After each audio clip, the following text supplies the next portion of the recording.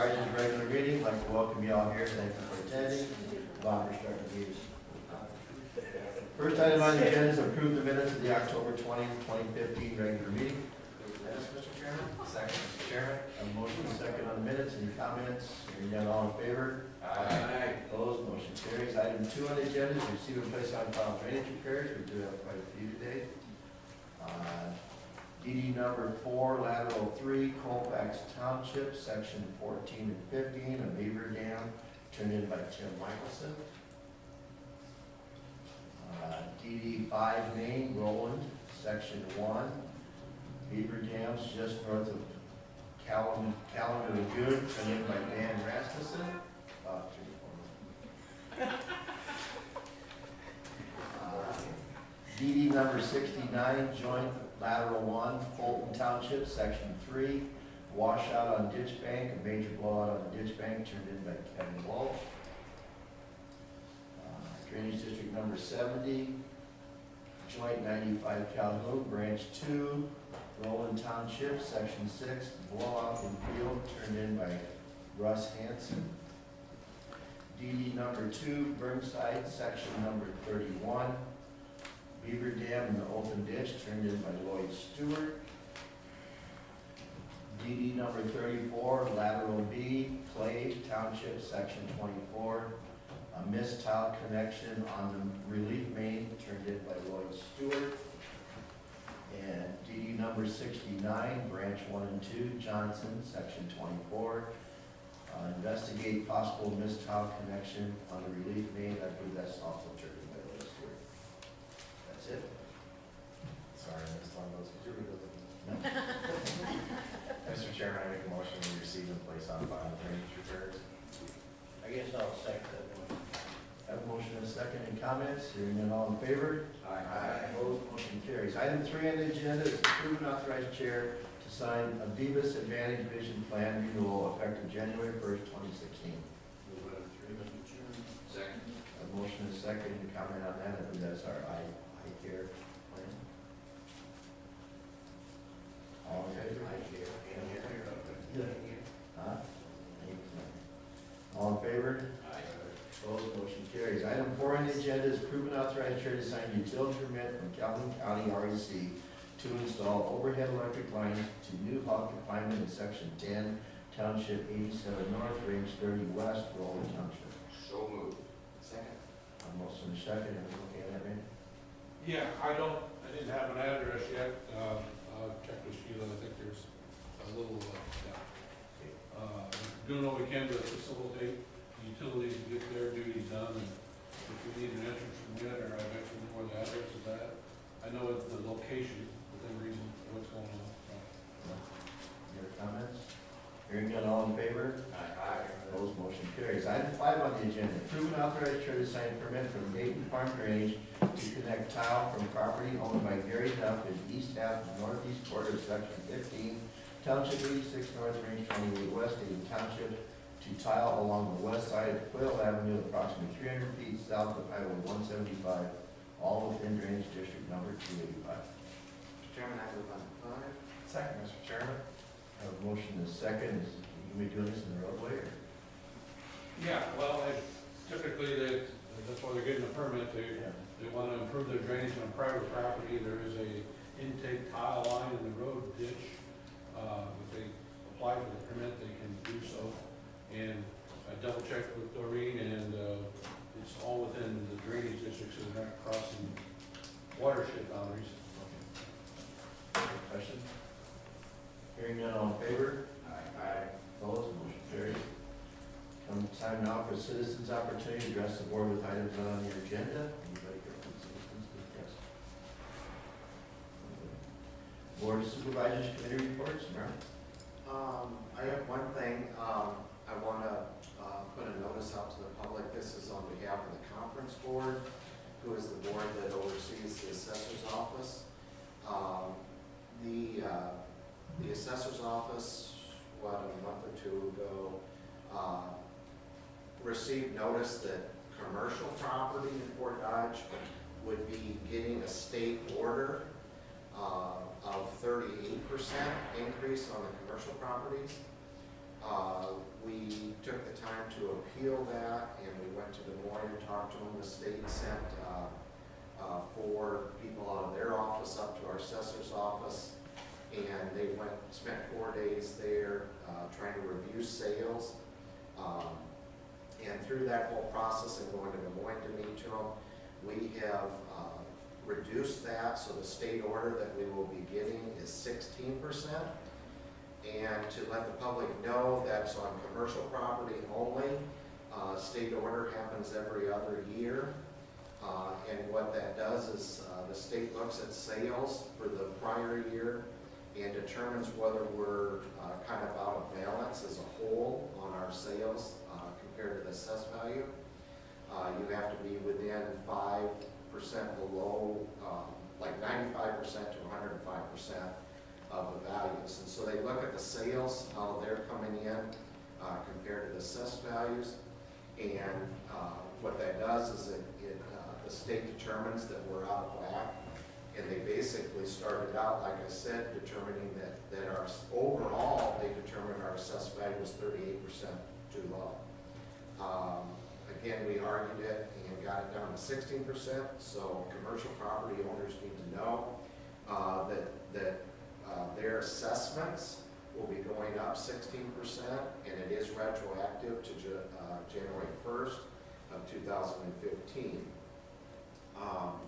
There is an appeal process. It's a little vague right now. I have to say that the appeal process only, you can go up to the assessor's office, and that has to be done by this Thursday, the 29th at 4:30 when they close. We are going to work with the state to see if we can extend that a little bit. But if you feel after this notice, and I believe the messengers are not going to have the notice till Friday, that's why I'm making this spiel today. If you own commercial property in Webster County, this isn't Fort Dodge only, anywhere in Webster County, and feel that a 16% increase on your value is not appropriate, you can come up to the assessor's office by Thursday at 4:30 and sign up for an appeal. Her board of review will take those appeals, and you'll have a chance to come up and argue your case. You need to, if you're going to do that, you do have to be prepared that you have to have the information, sales information, and other assessed information to basically argue that the 16% should not be added to your property. That's all they will deal with is the 16% at this point in time. The normal process next spring that takes place every year will be in place too, that you can appeal your overall assessment then. But today I just want to notice that that's happened. In talking and working with the state, I think that the conference board is going to implement some changes in our local assessor office to try and keep that from happening in the future again. But the fact of the matter is, the overall assessments at Fort Dodge probably have been too low. And with everything going on in town, basically overall property is probably worth more than it was a few years ago. But a state order, at least in my opinion, is not really the fair way to do it because it hits every property. So those are some of the changes we're going to do within the assessor's office to try and individually look at groups of properties or things that need it more than others and trying to make those the decisions. So I guess I've rambled enough, but mainly just want to make sure that the public understands that this is one way we're officially noticing the public that we have that state order of 16%. Merle, could I kind of interject here to, I guess, kind of encourage the local property owners to make themselves aware that this 16% increase in valuation does not mean a 16% increase in your taxes. Because the taxes are levied upon total valuations, and we're not increasing our budget that's going to require it. So it's not a 16% increase in taxes, it's in the valuation of property. I think that's a very good point. I know talking to a lot of people, they automatically think that. This is just your assessed Your tax increase, if any, will be determined at budget time as to what happens to your actual tax dollars, but overall, it is just assessment. In the drop from 38 to 16%, was the primary reason for that that they used a different or a separate set of sampling, which then brought it down to 16%? Is that a fair statement? That is, the process that took place, and the state was very open. We actually extended deadlines and things. The state really bent over backwards, in my opinion, to help us locally. What happens is, again, they look at the sales. Every sale that happens in a year is reported to the state.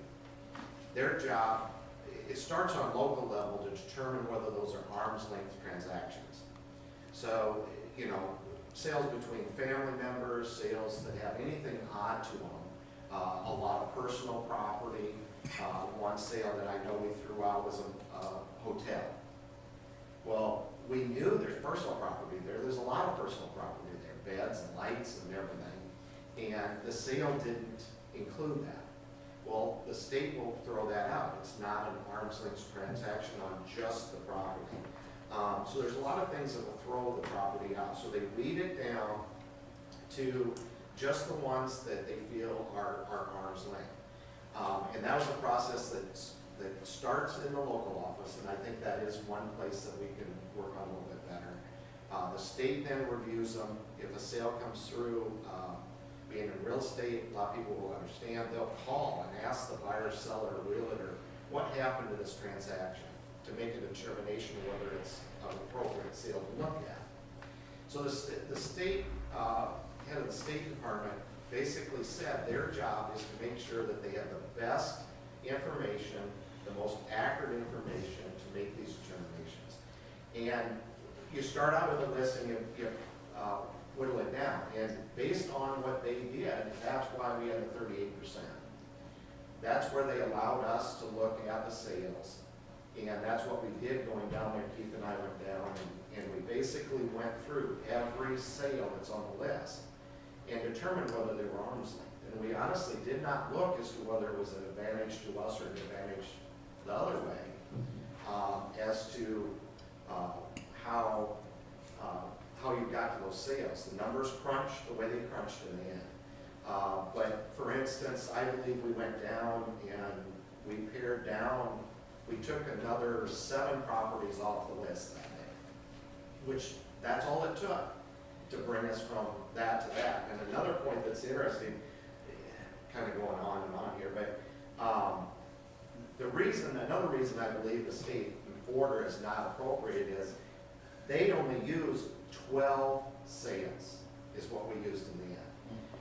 Another point of your question is the state normally only looks at, in this case, we have a 15 state order. They only look at the 14-year sales normally. They can, and they did choose to look at the 13 sales also. So they allowed us to lump both years together and see what happened. And in 13, we pared it down and there were only 13 sales that were used.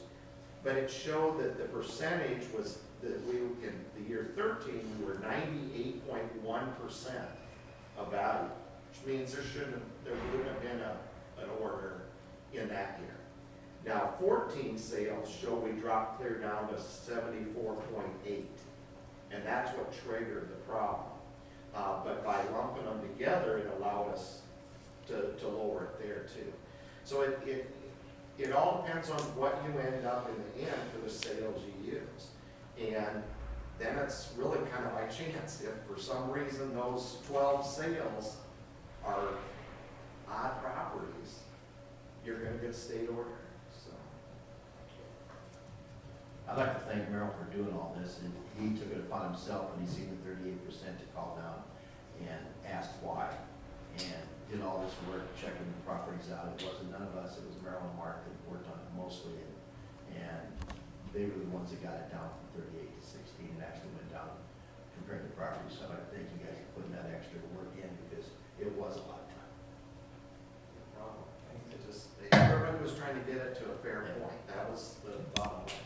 what it is, but you need to have it with accurate information in the first place. And the 38% wasn't accurate. No,